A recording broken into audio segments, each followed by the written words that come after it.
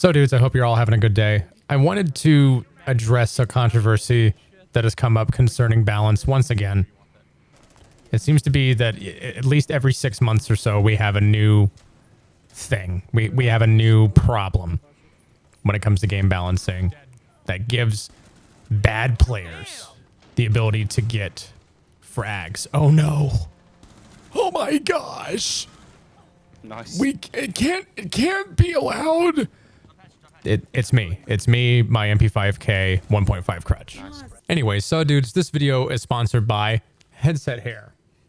This video is sponsored by Keeps. All right, y'all. So you don't have to start your dad hat collection just because you're losing your hair. You can start your dad hat collection because you like dad hats. Keeps is a service that helps men keep their hair, plain and simple. 2 out of 3 guys are going to experience some form of male pattern baldness by the time they reach age 35. Keeps makes it easy for you by making sure you don't have to drive into town to a physical location. They let you do everything from the comfort of your computer desk. And if you're not dealing with hair loss per se, Keeps still offers a great product selection of shampoos and conditioners to take care of the hair that you already have on the top of your head. If all that sounds good to you, to get a special offer, go to keeps.com/Gregor. That's KEEPS.com/Gregor, or you can click the link in the description. Thanks again to Keeps for sponsoring this video. So yeah, the 1.5 scope, some people are calling for it to be removed. I jokingly called for it to be removed. I think that would be a bad idea. Not even for practical reasons, really. I think it would be a bad idea because it would just make the game more chemical and dry and unfun to play.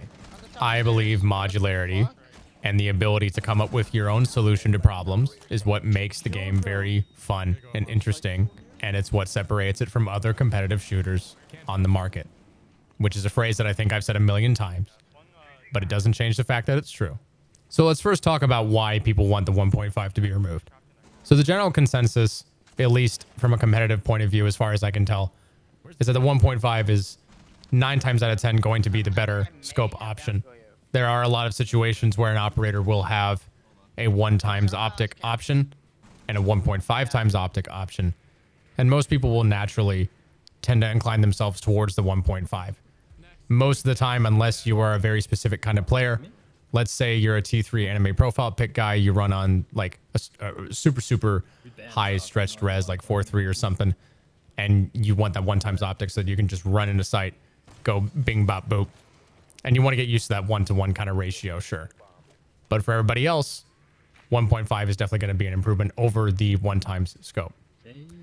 And I think that the narrative that used to dominate this game concerning scope balancing that said, oh, well, scopes don't matter, it's all about the gadget. And even I've been guilty of kind of reinforcing that rhetoric. More I look back on it now, I'm sort of like, okay, I probably could have toned that down a little bit, but it is what it is. I think the whole, oh, scopes don't matter in terms of game balancing argument is a cope. I think it is a cope that comes not from a bad or illogical place.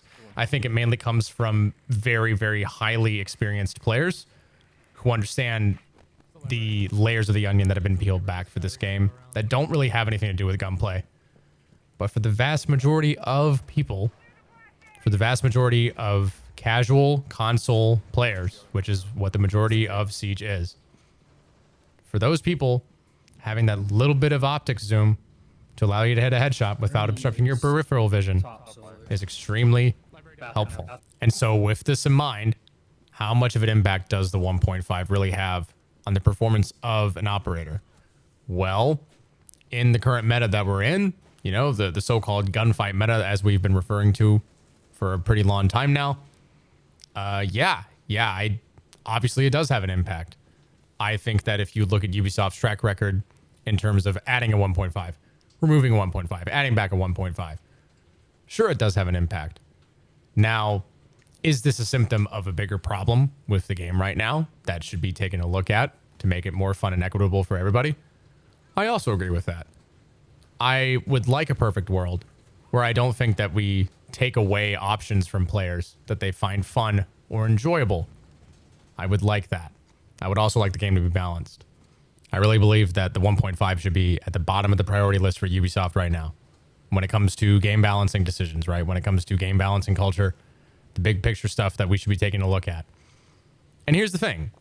I don't dislike the current state of the game. I've said this multiple times.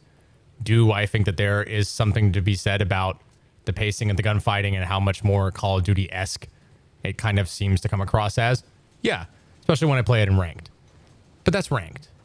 If you have an opportunity to play this game at a competitive level, if you have an opportunity to play this game with competitive rules, with teammates that give a crap, with teammates that want to calm and strat and actually, play Siege, it's a totally different beast, and it's so much more fun.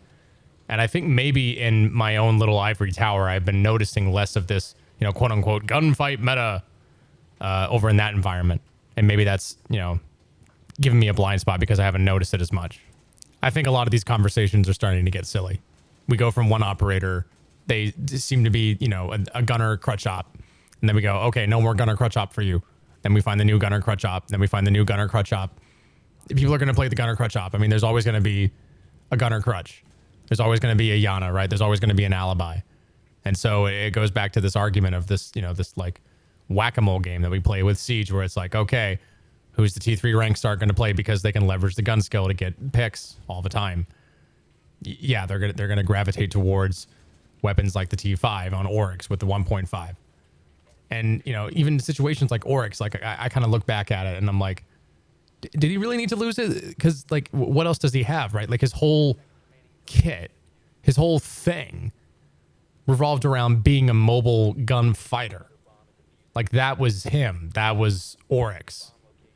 And I understand why they did what they did, but I can't help but wonder if there's a way to do both. I can't help but wonder if there's a way to create an environment where you can have your gunner rank star and you can also have time for the strategy and the tactics. And I think that is something that Ubisoft should, even if I'm personally enjoying the game, I think they should kind of try to tack towards in terms of, gameplay loops for people that don't really get an opportunity to play the competitive style of Siege that I'm used to. I do ultimately feel that this comes down to operator design and gadget design. I don't think they should necessarily add more bulletproof stuff, which is what they were doing for the longest time during the utility simulator meta.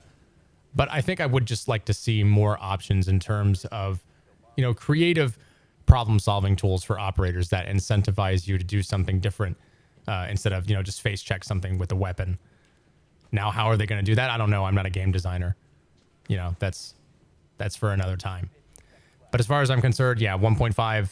I don't think it should be priority number one for Ubisoft. What do you guys think? What should they do? Let me know in the comments down below. Deuces.